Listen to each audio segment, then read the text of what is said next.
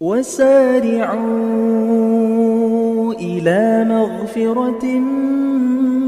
من ربكم وجنة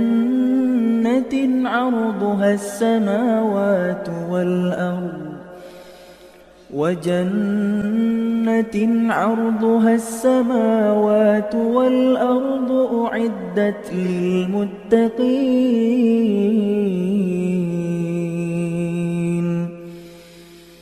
الذين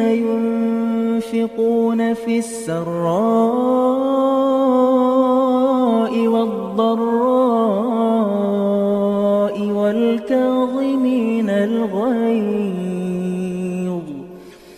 والكاظمين الغيظ والعافين عن الناس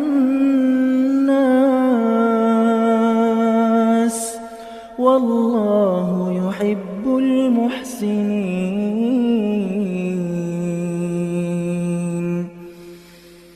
والذين إذا فعلوا فاحشة أو ظلموا أنفسهم ذكروا الله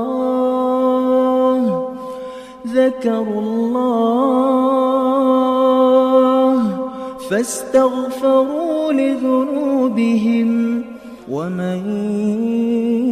يغفر الذنوب إلا الله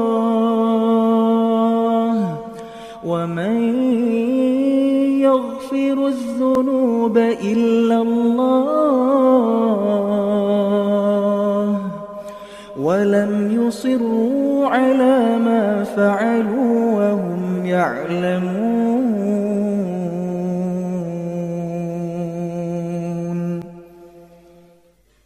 أولئك جزاؤهم مغفرة من ربهم وجنات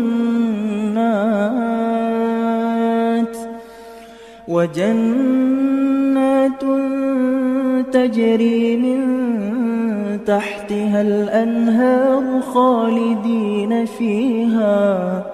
ونعم أجر العاملين قد خلت من قبلكم سنن فسيروا في الأرض فانظروا كيف كان عاقبة المكذبين هذا